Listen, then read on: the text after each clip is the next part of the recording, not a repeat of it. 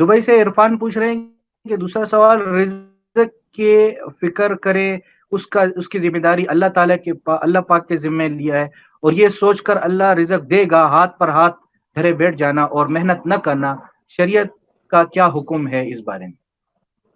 دیکھیں، جو کوئی بہت ہی مغلوب الحال لوگ ہوتے ہیں، یا بہت ان کا اتنا اللہ تعالیٰ سے قوی تعلق ہوتا ہے کہ ذرا بھی کوئی جنبش ان کے دل میں نہیں آ سکتی،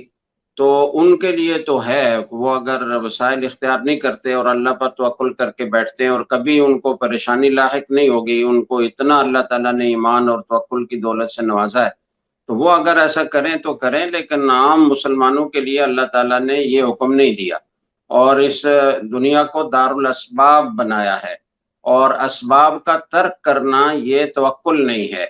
اسباب کا ترک کرنا تعطل ہے۔ توکل اس بات کا نام ہے کہ اسباب اختیار کر کے نظر اللہ پر رکھی جائے کہ یہ اسباب یہ سب اللہ تعالیٰ کے حکم کے محتاج ہیں، اللہ ان کو مؤثر بنائیں گے تو یہ مؤثر ہوں گے، اللہ مؤثر نہیں بنائیں گے تو یہ مؤثر نہیں ہوں گے۔ یہ ایمان رکھنا اور اللہ پر نظر رکھنا یہ توکل ہے، اسباب کا ترک کرنا توکل نہیں ہے، یہ بیکار بن کے بیٹھے رہنا یہ شریعت کا تقاضا نہیں ہے۔